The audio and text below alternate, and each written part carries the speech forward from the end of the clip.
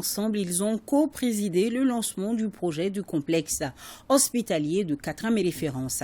160 milliards de francs CFA, c'est son coût de réalisation. L'infrastructure hospitalière sera construite ici à Bamako dans le souci de désengorger les structures existantes et apporter un plateau technique de dernière génération aux Maliens. Le lancement a été le lieu de remettre 35 ambulances à l'équipe des œuvres sociales du président de la transition, Siaka Konaté, reportage.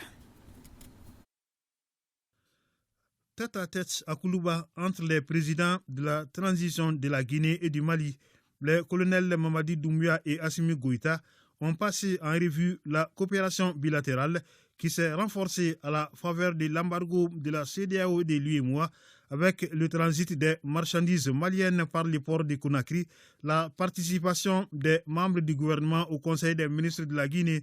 Les deux dirigeants ont échangé aussi sur la conduite de la transition dans leurs pays respectifs pour exprimer la reconnaissance des autorités et du peuple malien au président de la transition de la Guinée pour son soutien au Mali. Le président de la transition, colonel Assimi Goïta, a élevé le colonel Mamadi Doumbouya à la dignité de Grand Croix de l'Ordre national du Mali à titre étranger.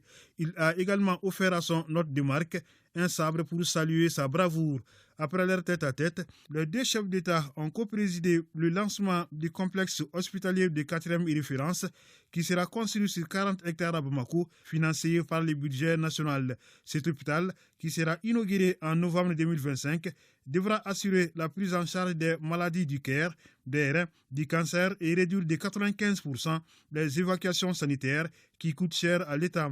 Tenez, entre 2018 et 2022, les coûts des évacuations gérées par le ministère de la Santé s'élèvent à près de 4 milliards de francs CFA. La symbolique de la présence à vos côtés de son Excellence le président de la transition de la République sœur de Guinée, le colonel Mamadi Doumbouya, est significative à plus d'un titre en ce jour de la fête anniversaire de notre pays à la souveraineté nationale et internationale. Permettez-moi de remercier le président de la transition, son Excellence le colonel Assimi Goïta, pour son leadership et sa clairvoyance, pour qui la santé est toujours une priorité absolue. Le projet qui vous sera présenté est fondamentalement le sien, voulu par lui et suivi par lui-même. Son Excellence, le président de la transition, a entendu les attentes des personnes âgées, les attentes des malades du cancer, les attentes des malades du cœur et les attentes de tous les grands malades. Et une réponse est donnée à ces questions dans le projet qui vous sera présenté. L'objectif évacuation zéro est possible. Évacuation zéro, c'est évacuation zéro.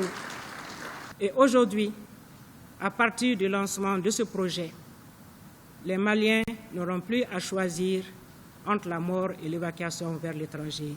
Le président de la transition de la Guinée a enfin participé à la remise de 35 ambulances à l'équipe des œuvres sociales du président de la transition, des ambulances destinées aux structures de santé de Bamako et de l'intérieur du pays. Bonne fête de l'indépendance d'abord.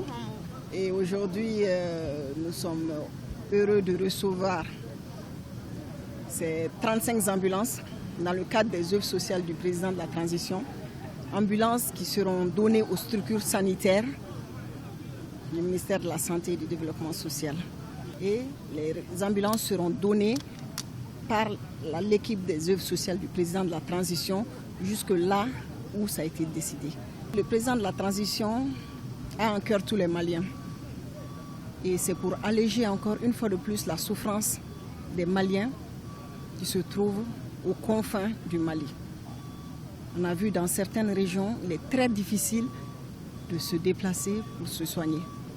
Selon la conseillère spéciale du président de la transition, la clé de répartition des ambulances sera définie de commun accord avec les ministères de la Santé et du Développement social.